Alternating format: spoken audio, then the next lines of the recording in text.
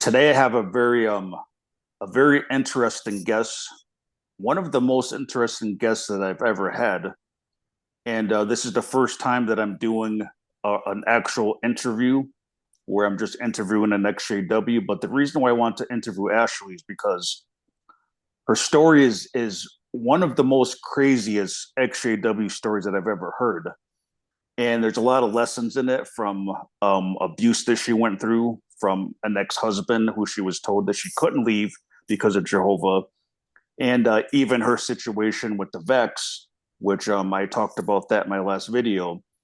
And another reason I want to interview Ashley is because she's one of my subscribers, and I always try to give back to my subscribers all that I can. I think about it as we're a team. Like I'm like the spokesperson of my channel, but I feel that all of my long-term subscribers that we're all a team with the same purpose of bringing down watchtowers. So anytime that I can give my subscribers credit for the information they send me, or if I can use their story, like in Ashley's case, to help other people hear her story, then it's an honor for me to do that. And I'm taking this video a little bit more relaxed. Like I don't have my shades on or my big headphones. I'm on my couch just relaxing, which is the first time that I've done a video like this. But anyway, Ashley, first I want to thank you because I know that you and your mother both watch my channel and you've been supporting me for a while behind the scenes. And I just recently met you and your mother when your mother first reached out to me. But thank you for supporting the channel. Of course. Okay, so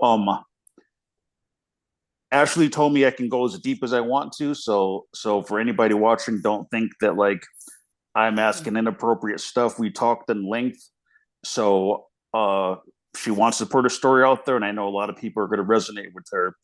And the stuff she talks about are things that not many people, I think, have courage to talk about in the XJW community because the XJW community can be very judgmental, just like when we were JW. So I think a lot of people have similar stories, but it's kind of taboo to talk about. So, but Ashley's willing to put her story out here. So again, thank you for that.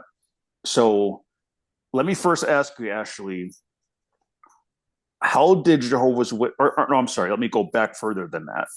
Um, just tell me a little bit about your upbringing and what you went through before you came across Jehovah's Witnesses. Well, kind of had not the easiest childhood.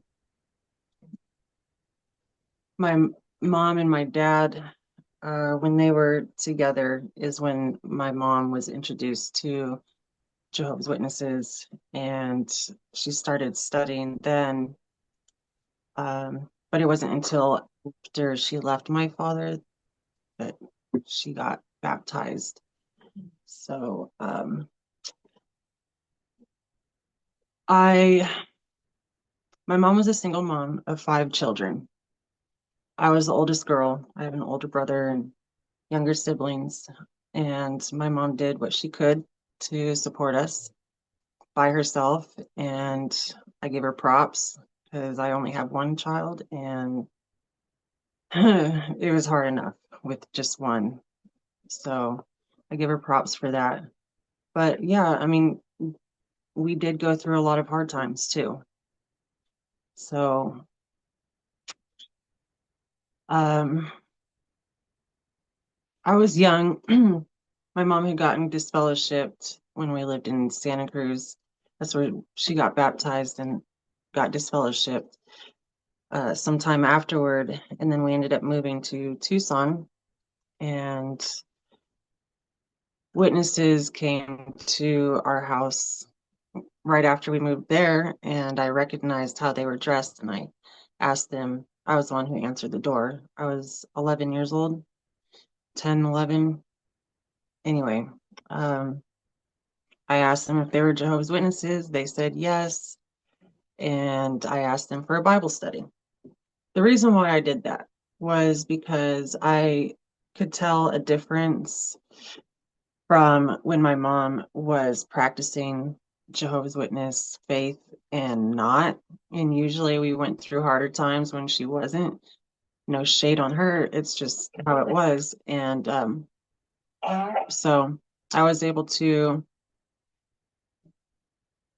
I guess, notice the difference, and it drew me to Jehovah's Witnesses because I felt like I had a little bit more support. I didn't have anyone else. So that's how I kind of grew up and how I got introduced to Jehovah's Witnesses. Now I might be wrong with this. Just let me know what you think about this, but I kind of have a theory about some of that. So you said how like it seemed like when your mom was involved with Jehovah's Witnesses, things were a little bit smoother and maybe not as chaotic. And my theory on that is that the brainwashing of the witnesses is that without Jehovah, you're nothing, right? Like you're trash. So if you get disfellowshipped, they say apparently they say when they disfellowship you something about like they turn you over to Satan. I've heard, and they make it clear that like Jehovah's kicking you out. You're in Satan's hands. So a lot of people that get this fellowship, if they believe that, they're gonna act it out. They're gonna manifest that. They're gonna like because it's sort of like I feel like if they believe it, they're gonna be like, well, what's the point? Jehovah kicked me out. Jehovah said I'm gonna do drugs and all this crazy stuff. So if they believe that, they go out and act it out because they believe that. And if they believe that it's the so-called truth and that they're living a bad life because Jehovah kicked them out, then naturally, if they go back, they'll think, "Oh, Jehovah forgave me." So I feel like a lot of it is psychological, but that's just my thought on that. I don't know what you think about that. I think you're onto something. I experienced it myself as an adult. So definitely it does play on your mentality and how you think of where you're worth something and then you're not. So then why do you even try if you're not worth something? Yeah, because I noticed that a lot of people who are disfellowshipped, it's like they just completely give up. They don't think about like, well, let me try to have a good life. Like they already have in their mind that they're trash and that Jehovah kicked them out. But yeah, that's kind of what I think because we know that the organization has so much evil and darkness in it, but it's all like psychological.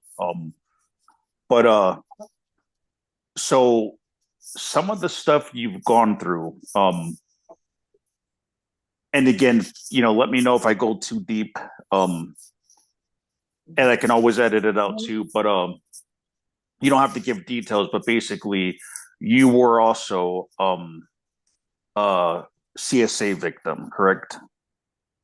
Yes. Yeah, I was. Um, Within the family, one of the reasons why my mom left my father, um, and an uncle, and then a friend's babysitter. It was like all within probably 5 years of each other, I would say. So, and it happened all when I was living in Santa Cruz. So I moved to Tucson from Santa Cruz when I was 10 years old. So from my experience, like with researching this kind of thing, it seems that like you probably didn't know what real love was. Um, and, No. and, and okay, and I'm kind of speculating on this, but just like from researching a lot of, especially CSA victims and organization, I think CSA victims from Jehovah's Witnesses are even worse off than just regular CSA victims who aren't Jehovah's Witnesses, because Jehovah's Witnesses already lack the ability of loving properly. Like love is always conditional, and then of course if you get this fellowship, your own family shuns you. So it's like when you grow up with the witnesses, you already don't really have any real love or any real friends in the congregation because it's all conditional. So I think that in those cases, it's probably even worse for CSA victims when you feel like you're not getting any real love from anyone. So then like the child abuse causes that distortion. Um, So because of your background, which of course it's not your fault, what are some of the things that you end up getting involved in, which obviously would have been partly because of the CSA stuff and not having any real love? So when I was about 19 years old, I started working at a gentleman's club where I ended up meeting someone that trafficked me. Um, I did that for 2.5 years, almost 3 years, and it it got really hard on me. I started feeling like I just was really disappointed in myself, and I kept thinking about how God must feel about me. I had a really guilty conscience. My son was about to start kindergarten. I didn't want him to know me as that or know anything about that life. And so I knew I had to make a change, and I eventually did. And that's when I was disfellowshipped for the first time during this time, because I got baptized when I was 13, got disfellowshipped at 16 for being pregnant out of wedlock. So I was disfellowshipped during this time. And I kept thinking, like, I need to get back to Jehovah. I need to get back to Jehovah. Feeling like I just wasn't fulfilling the purpose that I am supposed to live here on earth. And so me and my mom, we ended up I moved in with my mother. We got a place together, and she got reinstated as well during this time. So, yeah, it was, it was, it was pretty hard to deal with. And I can see how it affects me even today. So I, yeah, I feel like that was obviously the wrong choice that I made in my life, but it is what it is. I can't go backwards and do it all over. And I think I learned a lot of valuable lessons within that time frame. Yeah, and from talking to you off record, I can tell you're a very strong person, and I can tell that you're one of those people who've gone through so much that like it's made you stronger, because I think that those type of things either make or break you. And some people become completely broken. Some even have committed suicide because of living similar situations that you've been through, but you become a warrior, I feel like. So now going to so you told me about one experience that kind of woke you up also out of that lifestyle. And you don't have to give the same details you gave me off record. Just say what you want to say, but do you want to mention just in general, like what happened that kind of really kind of frightened you out of that lifestyle? And before you go into that, I think you also told me about another girl that was in that same network you were in. Like you have seen people go missing that probably end up being killed or something like that. Yeah, I had a few experiences that really shook me to my core.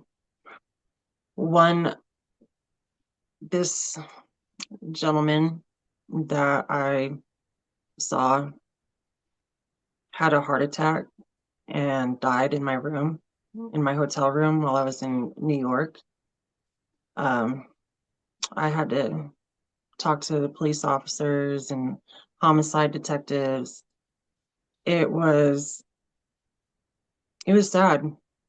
He was a married man, kids, grandkids, he was on his lunch break. And I had a really, really guilty conscience for that.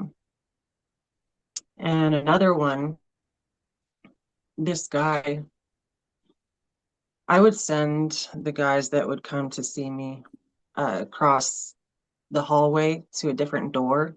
That way, when I hear the knock, I can look through the peephole.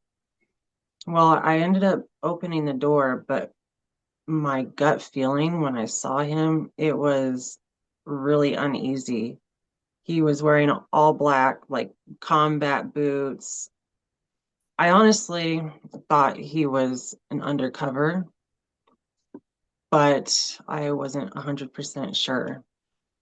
But I mean, after this whole Diddy thing, they're all recruiting girls all the time, off of the websites that I used to work on.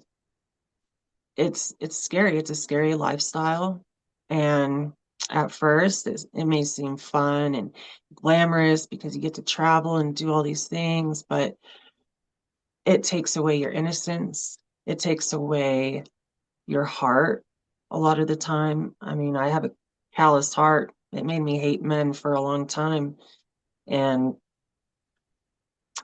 I don't want to have those thoughts or feelings in my head. And I don't even wish it on my worst enemy because it's a lot to deal with sometimes. So that experience, it kind of woke you up and shook you. Um, Now let me know your perception on this too, because what I feel like the more I look into Jehovah's Witnesses is that I feel like it's designed to draw people with a lot of baggage, who have emotional issues and been through a lot and had really hard lives because their whole sales pitch has always been like suffering. Will suffering ever end? Can you have a happy family life? Like think about it. So they go to door with a magazine. Can you have a happy family life? In a sense, it's like they're already saying you must have a unhappy family because why would a happy family need a magazine about can you have a happy family? So I feel that like it's designed where the people with the happy families, they're not going to be interested in a book that says can you have a happy family? But I feel like that's a sales pitch. They're looking for people who they can take advantage of that do have maybe unhappy family and a lot of baggage and been through a lot of emotional stuff because I feel like to those people, what they're being sold is, hey, God specifically chose you. He sent people to your door to say, hey, you can have a whole happy life. And if you join a congregation, you'll have mothers and brothers and sisters and all these awesome friends, and God loves you and have all this stuff. And I feel like that's what's appealing. Um, I don't want to get too much into my personal situation, but just how it kind of relates to you a little bit is my dad was very toxic and abusive. And so I think that's what was appealing to my mom. My mom found the organization when she was in a bad marriage, very abusive husband. She's trying to raise two kids. So will suffering ever end? Definitely got her attention. And can you have a happy family life? So I think that that's what drew her into it is the suffering aspect. But I don't know what do you think it was that drew you to that, if it relates to what I'm saying or not? Yeah, I think it does draw on that. Maybe not for everybody, because well, come to think about it, you're either born into it and don't have any bad experiences with their life. I've met many people like that. They seem to have had like a really good life, but those are usually people who are born into it. Um, Whereas people who end up studying when they're older, it's because they have been through a lot of things. And if you notice the videos on jw.org, a lot of them had experiences where the people were not witnesses, lived a rough life before. So yeah, the paradise, it sounds appealing. It sounds wonderful. Who wouldn't want to cuddle up with bears and lions and tigers? It sounds great. Not having to worry about if you're going to lose your house if you don't pay taxes, or it just, the worry aspect is the nice part of it. because who doesn't have worries these days? So that's what I think. I mean, it definitely plays on people's emotions. Yeah, and when you mention the thing about taxes, I think that's another sales pitch of witnesses that they'd always brag about the scripture that talks about, oh, you can build and not have, how do they word it? Like you can build not for someone else to have occupancy, but you can build your own house. And it's appealing to people who are broke or have bad credit because it's like, oh, you mean I can just have a wonderful house? I don't have to worry about maybe working hard or fixing my credit or going to college. Like I can just have a free house. And it's like, so witnesses are thinking, oh, I can have a new house in a new system. But you don't have to wait for God to destroy the planet to get a house. Like you can do that now, but it's like it's appealing to the people who have a low self-esteem, who feel that like they can never own a house. And I was in that boat because I was raised in an organization somewhat, but my mom wasn't steady. Just like how you said your mom would be like active and inactive. That's how my mom was. So I was in and out of it too as a child. But the brainwashing stuck with me about Armageddon. So it wasn't until I was 32 I got baptized. But that was the type of person I was. I was always renting. I never thought, well, I could never own a house because my parents never owned a house. So I had that programming of like, well, wow, in a new system, I don't have to worry about any of that stuff because I can just have a house. Everything is going to be happy and perfect. But again, like it's designed to pull people in who don't have a high self esteem, who've been through a lot and don't have a lot of confidence. Um, and I think what you said is right on point that the people who are raised in are not that exception because they were raised in it. So they didn't have the same type of experiences. They had some other experiences like um I think a lot more of those people have dealt with the CSA stuff, the ones that were born in, like horror stories of elders and things like that doing it. But but yeah, like they're different, but people like me and you who, we got baptized as adults, like, yeah, it's like we've had a lot of baggage where, oh, the new system, it's perfect, right? And then you're promised this huge brotherhood. Uh so like it's very appealing. So you mentioned how like your mom wanted to come back and then you moved in with your mom because you didn't want your son to see that lifestyle. So basically you and your mom both kind of decided at the same time to go back to the organization. So now maybe you can get into like what your experience was now this time, leading into your ex-husband. Okay. So the second time I got disfellowshipped twice. The second time I got reinstated.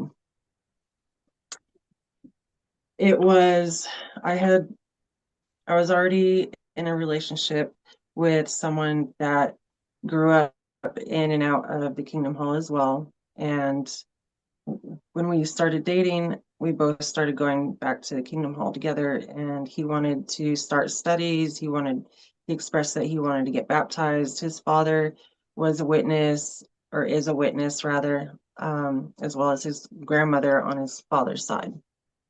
So we made the decision to come back. This was back in 2018. And I wanted to get reinstated. We were already living together. So I married him. I kind of gave him an ultimatum. If we're going to be together, we have to get married, period. If not, then we just need to walk our separate ways. So he said he wanted to get married. And I rushed into it, but that's okay. I did end up getting reinstated in 2019. And this is the year that COVID is coming on. And I told myself I would never get the shot. I would never get a vaccine for it. Never, ever, ever. but I also had the goal to be a pioneer, and I had the time. So that was my goal, and I started working towards it. But I also endured a lot of abuse through the hands of my ex-husband. And even it was during the whole marriage, and elders that were in the hall where he first started going, the elder that he was studying with initially, he ended up stopping his studies because he was very abusive, and um, he also wasn't faithful. But he he ended up moving out here with me in California, and the elders in Tucson called the elders up here and told them, you know, what they should be cautious of, and that make him prove himself before he gets baptized. Well, they didn't listen to him. They allowed him to get baptized. And last year, I ended up getting a black eye. And I let me back up real quick before I get to that point, because we were talking about the vaccines and everything. So I ended up getting the vaccine because they were kind of pushing it. Hey, if you want to be an elder, if you want to have privileges, if you want to work in Bethel, then you got to get the vaccine. And so even though my judgment went against it, I did reluctantly. Let me just jump in quick. So, like you were saying, how you had that goal of being a pioneer. So Mhm. that was kind of the draw that, like, you know, because I know that they looked down on people that didn't want to take it as unspiritual. And in so many words, they wouldn't appoint you or give you privileges if you didn't take it. They didn't come out and say it, but you could just tell what the language was without them saying it. So it was that wanting to pioneer and please God that it seems like was the pull to want to like be a good Jehovah's Witness. Yes, and everyone in the congregation up here is geriatric, if I must say. So they were really like, you have to. I mean, you're going to put so many brothers and sisters in danger if you don't. There's still people that refuse to go to the Kingdom Hall because of COVID, that go on Zoom, at least from when I left. I can imagine they're still on Zoom, but yeah, I definitely wanted to be a pioneer, and so I got the vaccine, just the first two, and I didn't get any other ones, even though I was being pushed to get them, and I refused to do it anymore after that. So I became a pioneer, and my ex-husband ended up getting baptized. And then last year, on a visit in Tucson, while we went to go visit our family there, he ended up giving me a black eye because the week that we were there, he was gone 2 nights. And the last night that we were there, I confronted him about it. And he ended up knocking me out. I lost consciousness, and we had a flight in a couple of hours.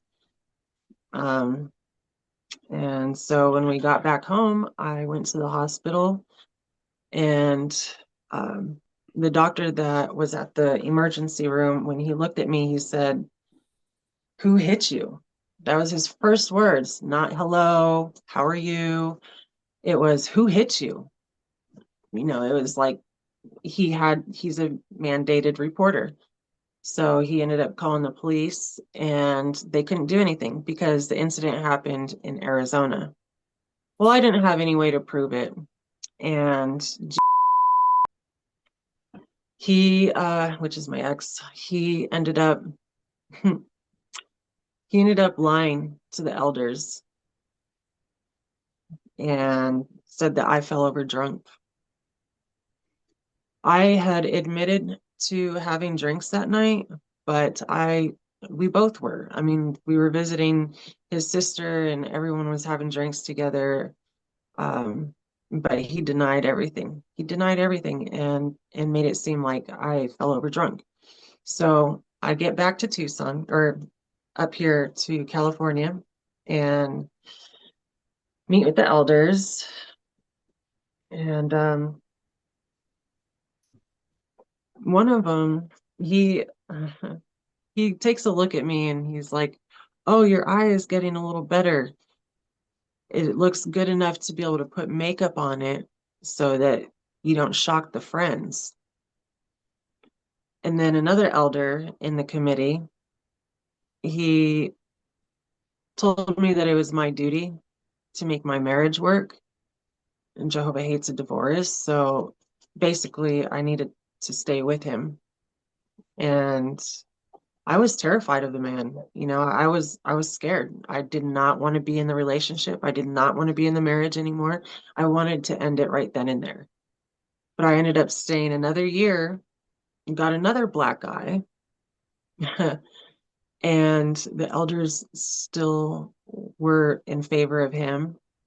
And I even talked to a sister that I was pioneering with about it. You know, you're not really supposed to tell anybody because we're supposed to be forgiving and overlook everything and not let anybody know our business. And I felt really, really alone.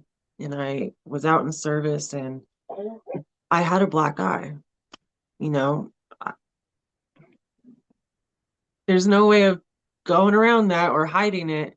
So I ended up telling her uh, what happened a little bit, not everything, but the very next meeting, which was the next day, because we were out in service, it was a Saturday. The next day on Sunday morning, as soon as the meeting is over, the very first person she went up to was my ex-husband and gives him a hug and tells him, "Don't give up. Keep coming to the meetings." No one approached me. No one came to give me a hug. No one did anything to try and comfort me. But they did for him because he's sitting in the meeting crying. I have this feeling that I think some elders, not all of them, but some of them I do think have that psychopathic, like narcissistic, like mindset where I think they get pleasure out of having the power to keep people miserable. Like I think some of those elders, like the one you said, just said something. Oh well, you can put makeup on that soon. I feel that they get a sick sense of pleasure out of knowing that they have power like that. Like they could just see you suffer. You know, I don't know what you think, but I don't imagine that they could be that much of idiots that they don't see how the way they talk and things that they do. Like I think that I don't know. I think it's deliberate sometimes. Not all of them, but I think some of them get a satisfaction out of that. And what you said was similar to my mom because so just real briefly, my mom got to the point where she said we were going to leave my father and she was going to secretly save up money behind his back so that he wouldn't know money was missing. So she's going to save and get up enough money to leave him. And I was really upset because this was something that I thought was going to happen. Like, okay, we're originally going to get rid of the psychopath abuser. So eventually, like maybe a couple years went by, and I kind of got upset with my mom because I'm like, hey, I thought we were going to be leaving this guy because the abuse kept going on.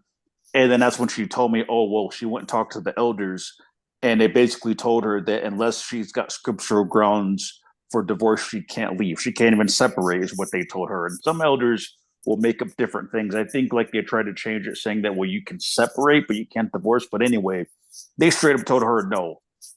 And what they told her was the same thing. Like, you need to try to make it work because you can't leave him unless you have proof he cheated on you, then you can't leave. And I remember, like, as a kid being crushed by that because I had this dream, oh, we're going to eventually leave because I'm thinking my mom's saving money. And this whole time, the elders shut it down. Um, so, but again, like, let me just get your opinion on that. Like when you dealt with those elders, did you feel that like what did you think? You think they're just brainwashed dummies, or do you think that like they got a little bit of like sick pleasure out of it? Well, the one that told me to put makeup on my eye, I honestly really think he was my service overseer, and I really liked him and his wife, but they've always been a witness. They're like third generation witnesses or something like that. So I think he was really just trying to do things by the book. You know, what does the book say? Okay, this is what you need to do then. Mm.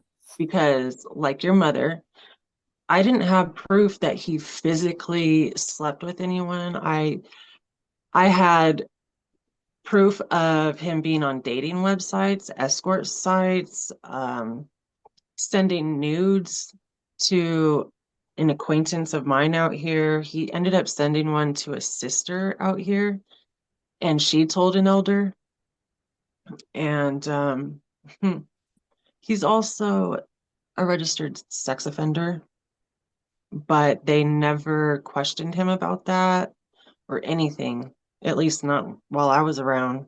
Which, who am I? I'm just the wife, I don't matter. With with the other elder, I don't know if he wasn't always a witness.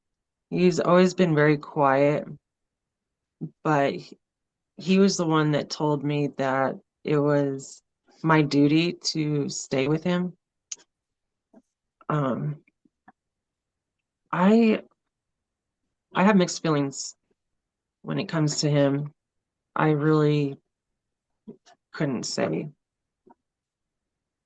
So it sounds like I'm just gonna guess from my perception is I feel like they were just dummies then. Like you said, they were trying to just go by the book and probably didn't realize what they were doing. And yeah, like uh okay, yeah, that makes sense.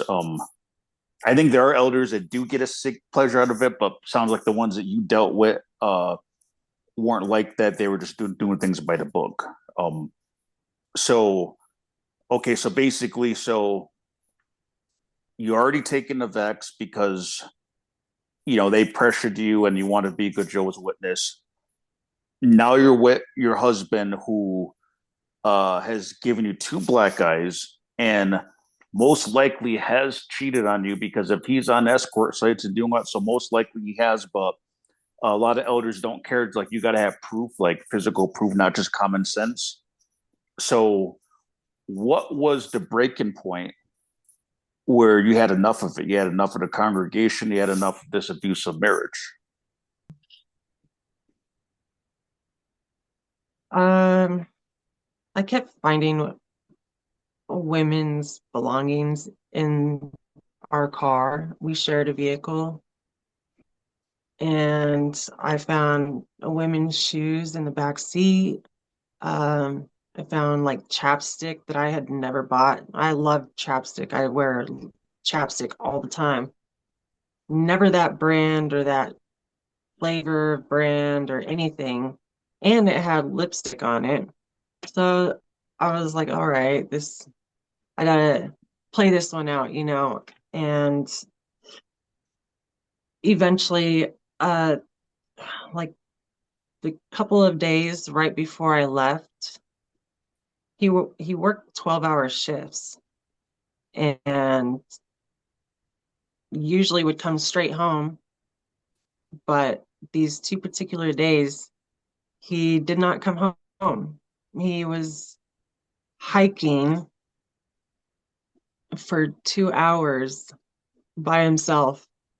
And when I asked him, where he's been, oh, I was hiking. I'm like, you were hiking after work? And he's like, yeah, I'm not allowed to hike by myself or what? And just, he was very distant already to begin with.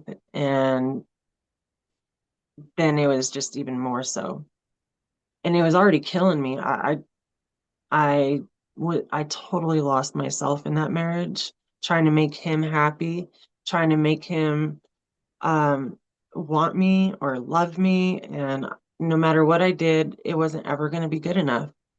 And by that point, the congregation, I did not feel loved or a connection there.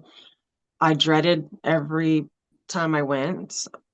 I just felt like everyone was constantly watching me. I was under a microscope 24/7.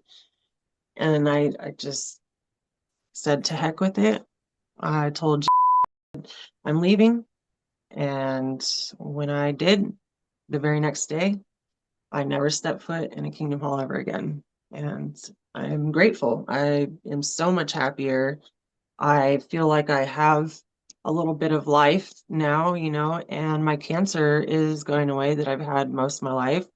So I'm just like, so many things got better after leaving all of that negativity and stress. So it was a blessing. So let me touch on that because it's something I forgot to mention earlier. That on top of the rough childhood that you went through and the rough, I mean, I think you went through things where like your life could be a Hollywood movie. Like just you've gone through so much crazy things, but what makes you a warrior, because I mentioned you're a warrior earlier, but I forgot to mention a part of you've been battling with cancer for how long? And didn't the doctors tell you that a long time ago that you should be dead by now or that you would be? Yes. Um, and this is one of the reasons why I ultimately got baptized too. So I was 12 years old when I had my first surgery. We thought it was my asthma. I was going to specialists and having a bunch of tests done. I couldn't breathe. I couldn't do PE at school. I was gasping for every breath of air. It was miserable.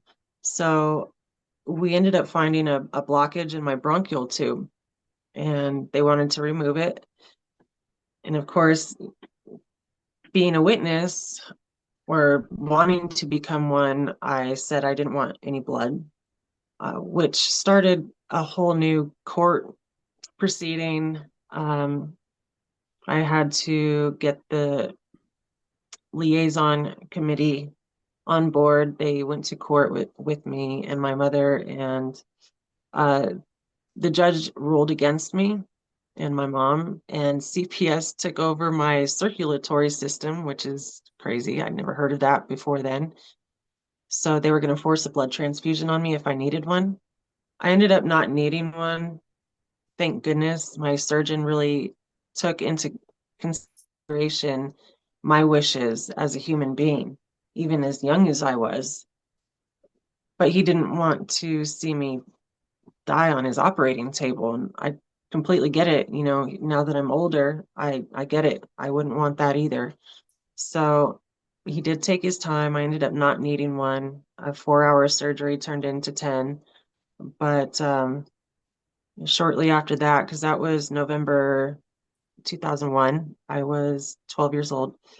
And I turned 13 in February, which was the month that I got baptized.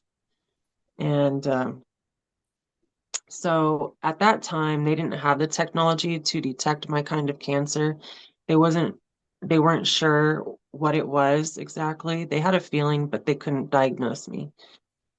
Um, After I graduated high school, I got pneumonia, went to the hospital, and my surgeon, he wanted to perform the bronchoscopy on me again to see if the blockage had grown back.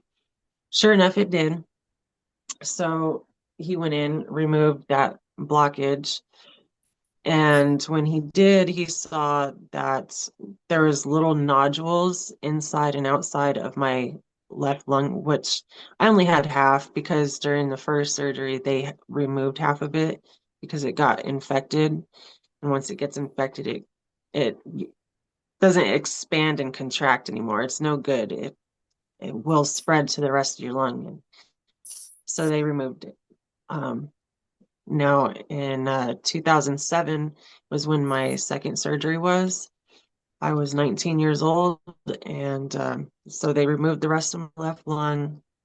And with it being inside of my lung means that it was traveling through my bloodstream, and they did more tests and saw that it was also in other areas, um, which means I had to have my ovaries removed and my appendix as well that same year. Um, and then they were able to diagnose me. They said 3 to 5 years, worst case scenario, 10 to 15, best case scenario. And I'm 37 now. And for the first time, my last scan showed improvement. So I'm really happy about that because I'm beating the odds, and I'm not taking chemo, I'm not taking radiation. I am taking a couple of other things. I don't know if I should say on here or not, but um, they're more natural remedies. Let's just put it that way. And so, and also, I don't have the stress that I used to have. I think positivity and thinking of life in a positive way and having goals and aspirations and love and peace in your heart and mind. I think I think that helps a whole lot. And so I suggest that for everyone. Yeah, so just to put this in perspective, that you've had a really rough life, and the fact you've had cancer since you were 12 and had that stress of the doctors telling you you're going to die, then the whole blood thing. So you really have overcome a lot. And like I said earlier, that some people have committed suicide for maybe not even going through half of what you went through. And I'm not saying that to put those people down that sadly did that, but I'm just making the point that people like you, either your experience is going to make or break you. And in your case, you're stronger than ever. You've outlived the odds of the doctors telling you no more than 15, years, and you beat that. Um, and I know also that now that you got away from your ex husband and the organization, you now got your goal set on, what was it, being a psychologist, I think, that you're going to school Yes. for now. Yeah, I just started school in August, and I'm going my major is psychology, and my goal is to transfer to a university and get my master's. And when I do get my master's, I want to go to school again and tackle quantum physics because I think that's fascinating.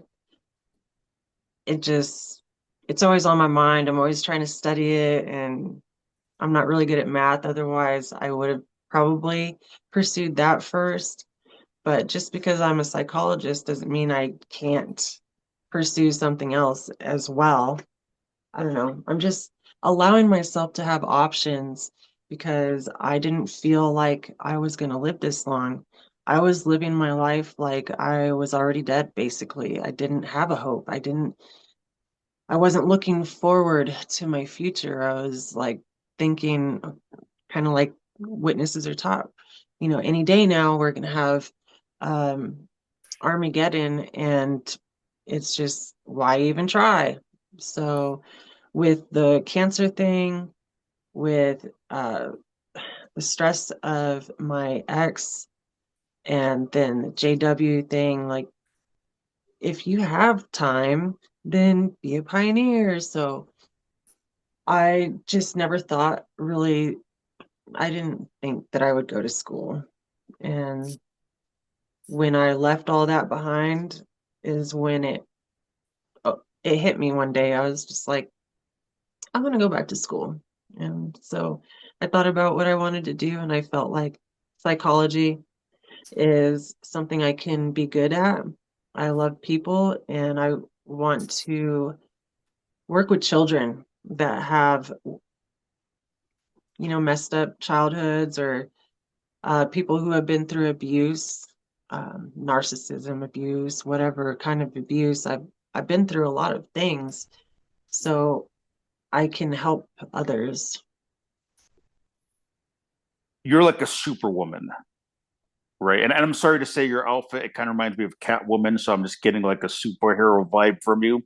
But it's so genius. Like you're in the escorting business and you would always send them to the wrong room across so you can see the person.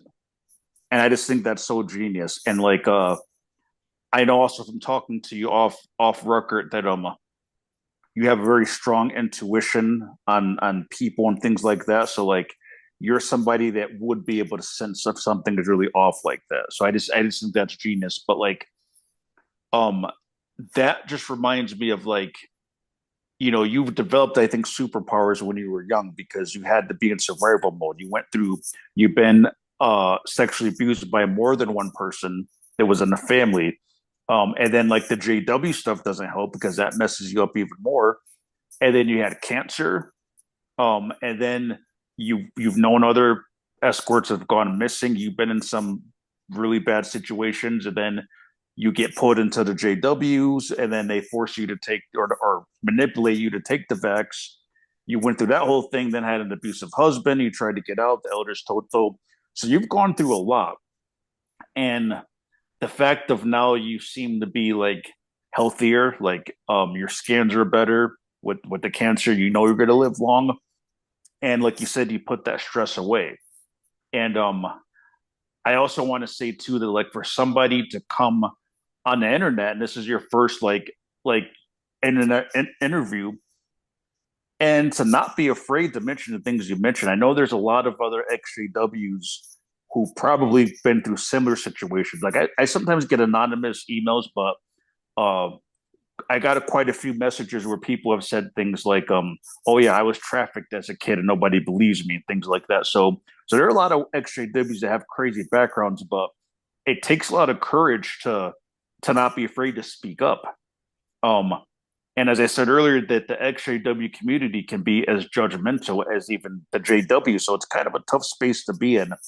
But I can tell like you're very strong, you're bold, you're not even afraid to mention this stuff. You're able to talk about it. I know like talking to you off camera, your main motive is you really want to be able to help people and give people hope who have similar situations.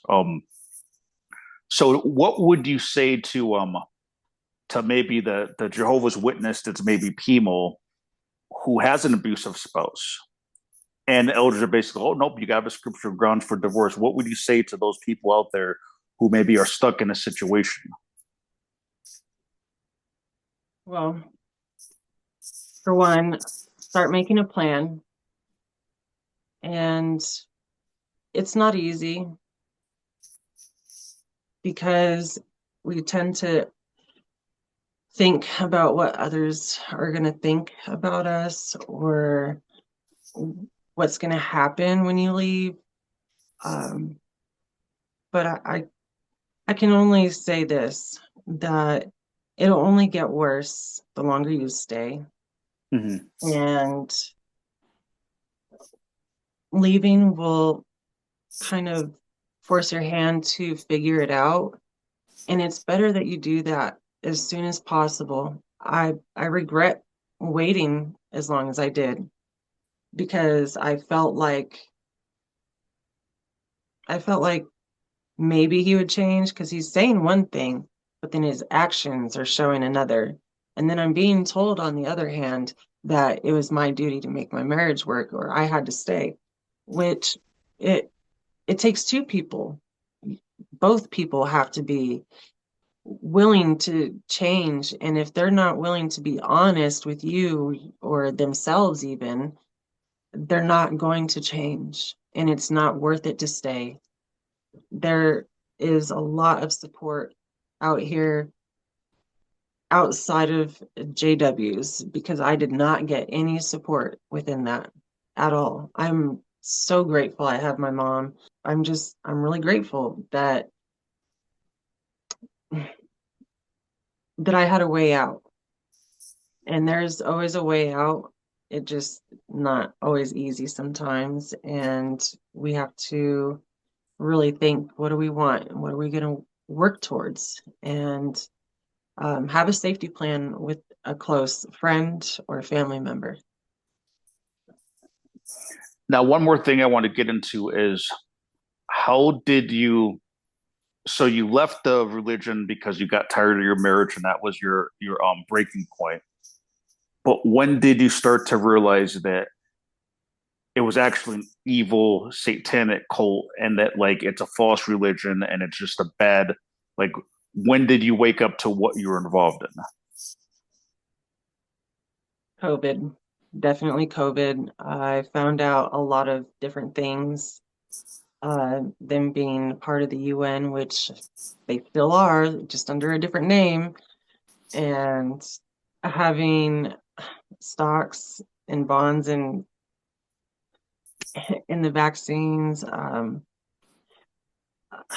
military, like that's crazy, you know.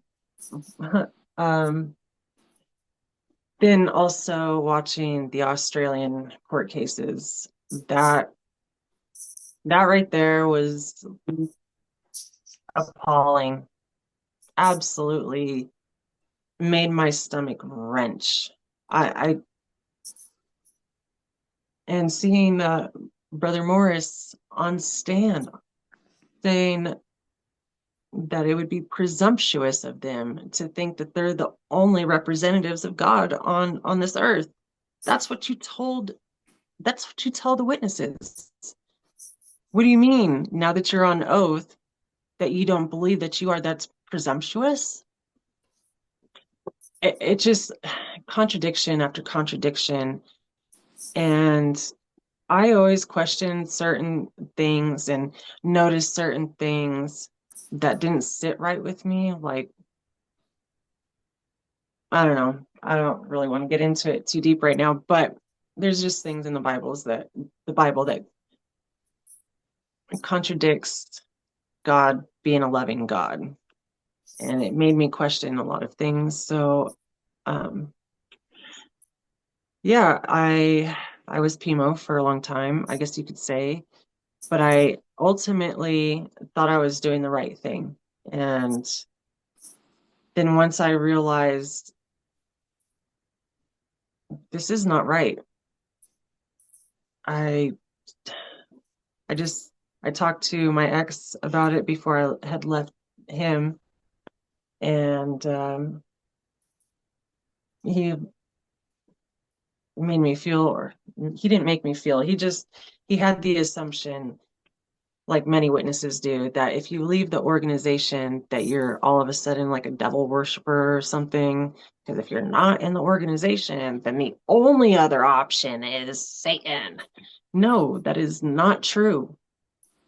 And for them to believe that Jesus died for our sins so that we don't need a middleman anymore, I don't know. It's a lot of things, but I definitely woke up during COVID. I had a neighbor who was a witness, and her son worked for Pfizer or works for Pfizer, and he told his mom, under no circumstances take that. He knows what is in those. He's telling his mom, don't take them.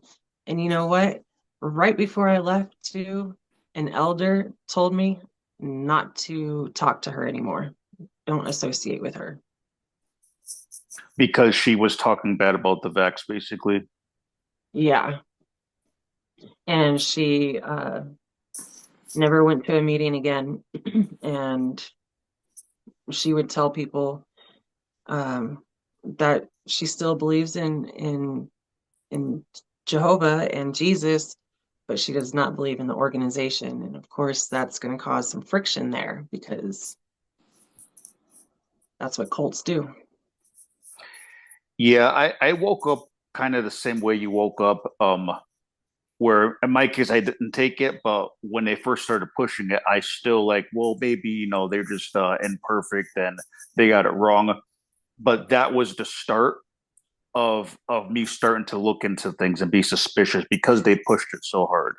So when my ex-wife felt pressure to take it, uh, and then she was so upset she took it after, that was kind of like my breaking point where I said, you know what, I'm going to start looking into stuff. So I started looking into stuff, I think around 2021, somewhere in that year.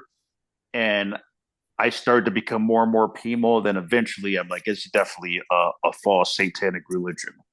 Um, Yeah. Now I'm just curious. I have an idea a little bit about how your mom came across my channel, but how did you first come across my channel? I have a couple of awesome friends. My mother invited me to a group message like chat we do on Signal, and they are they used to be witnesses as well, and we chat about what we find out, not only about the organization, but Bible, and share comfort within each other. I've really grown pretty close to these women. I don't know what I would do without them, because everyone needs a little bit of support nowadays, and to know that we are learning the real truth about things. So shout out to those girls because they know who they are, and I bet they're going to watch this. Well, anyway, Ashley, I very appreciate you connecting with me. I appreciate your mom. I've been talking to your mom about stuff she's been going through with, what she's dealing with now in a divided household. And I appreciate your whole little group. Uh, I've actually gotten to talk briefly to everybody in your group, and they're amazing people. And I think it's awesome that you have a safe place where you and a small group of XJWs can be close without all the toxicity. Because I don't want to call it any channels or names, but like there are certain channels and that there's a lot of just toxicity in the XJW community, and it can become unsafe for people who are kind of easily you could say hurt or harmed. Like people are very sensitive because of what they've been through. They could be a really ugly place in the XJW community, but I think that what you and your group have created is something beautiful because it's small, it's intimate, and it's not like online where it can get infiltrated and people just start drama. So I think it's a good thing that what you guys have put together.